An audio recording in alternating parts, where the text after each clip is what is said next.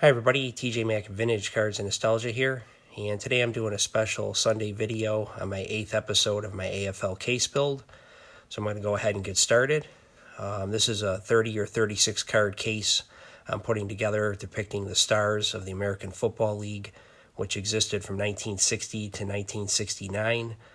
I love the history of football, and the AFL is a very important piece of that history because they brought a lot of the innovations that you see in the current NFL came from the AFL.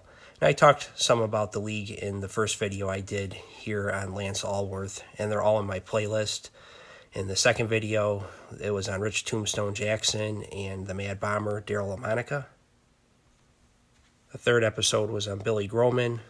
The fourth episode was on Tobin Rote and Buck Buchanan. In the fifth episode, I profiled the dynamic duo from the New York Titans, Art Powell and Don Maynard. Art Powell was recently nominated from the senior committee, I think it's the Golden Era Committee in the Pro Football Hall of Fame, to be one of its inductees into the Football Hall of Fame. And this is a huge win for the AFL because he's only going to be the second player ever to be inducted into the Pro Football Hall of Fame that exclusively played in the AFL. The first player was the Bills' offensive lineman, Billy Shaw. So I'm just thrilled to have this 1961 Topps rookie of Art Powell. He was a fantastic receiver.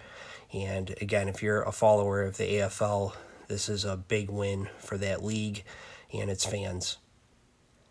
And then in the next episode, we looked at Charlie Hennigan and Willie Lanier, who was the first black middle linebacker in pro football history. In episode 7, we looked at Cookie Gilchrist and Hall of Famer Jim Otto. And now today in episode 8, we're going to look at 1960 Fleer card of Billy Cannon. And the 1960 Fleer is his rookie card. Now, he was an AFL running back and later on a tight end. And I think he's in a special group of players that played exclusively in the AFL throughout its entire existence from 1960 to 1969. He ended his career in 1970 in the NFL after the merger with the Chiefs. And I read that Cannon was the most acclaimed schoolboy athlete Louisiana has ever produced. He was the central figure on LSU's first national championship football team. He was a running back, a kick returner, a defensive back, just a fantastic all-around player. I believe he kicked some as well. He was a two-time All-American. He was the school's first Heisman Trophy winner.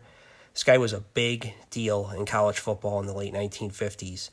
And he was the only Heisman Trophy winner from LSU until Joe Burrow won it in 2019, I believe.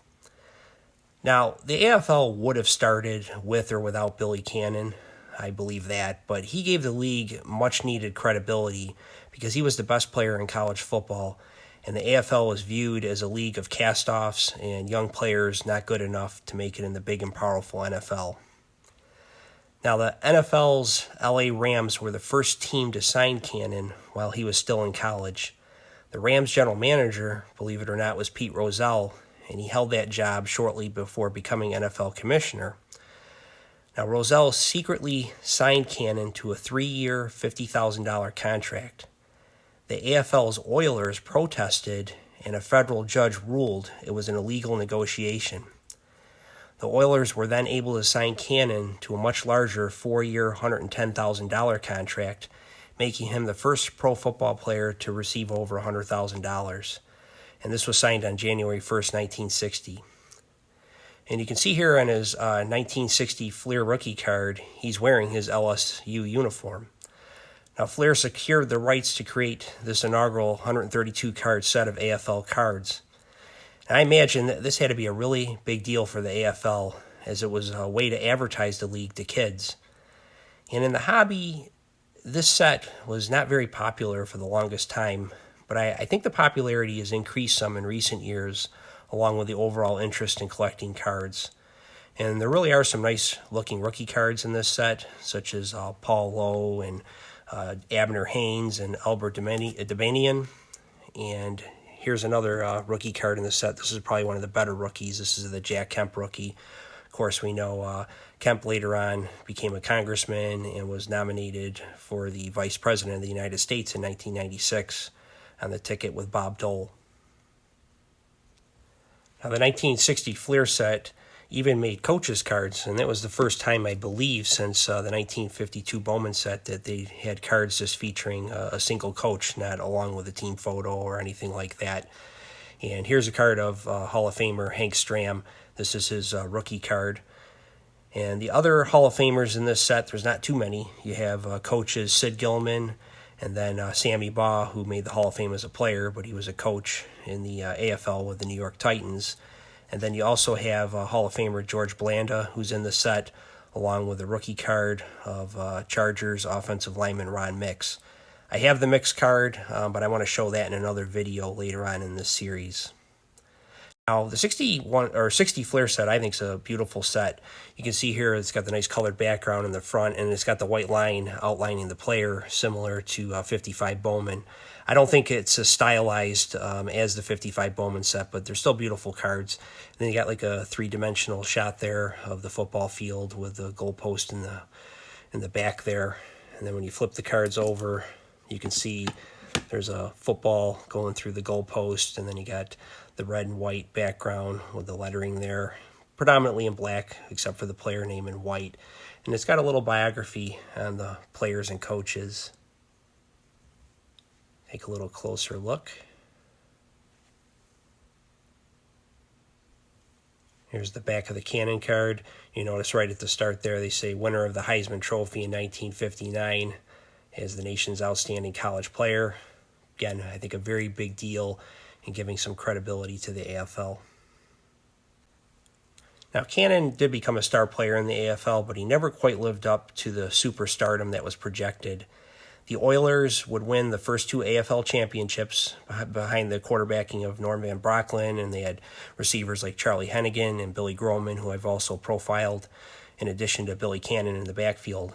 And Cannon actually was the AFL MVP in both of the championship games in 1960 and 1961. He was All-Pro in 1961 as a running back, as he led the AFL in rushing with 948 yards. Then he dealt with injuries after that for a couple years, and his production declined. He was traded to the Raiders, where Coach Al Davis just loved his athleticism and converted him to tight end. He put on like 30 pounds to play the position, and that's where he would finish his career. He went on to become an All-Pro at tight end in 1967, making him an All-Pro at both running back and tight end, which I think is just phenomenal. After he retired, he became a dentist. He lived a pretty interesting and controversial life. He ran into trouble with the law in 1983. He was arrested, and convicted for counterfeiting. He was the ringleader in a $6 million counterfeiting operation, which was the seventh largest in American history. He served 2.5 years of a 5-year sentence, and he was a man who really had struggles with walking the path of light and darkness throughout his life. He ended up being hired in the 90s as a prison dentist. The College Football Hall of Fame rescinded the honor in 1983 when he was arrested and convicted, but then he was elected again back in 2008. And I consider this really as his redemption being completed, because he did go on to live a good life after getting out of prison, and did some things to help prisoners out and other good things within the community as well. So that's my profile of Billy Cannon. I hope everybody enjoyed. Everybody have a great weekend, and we'll talk again soon.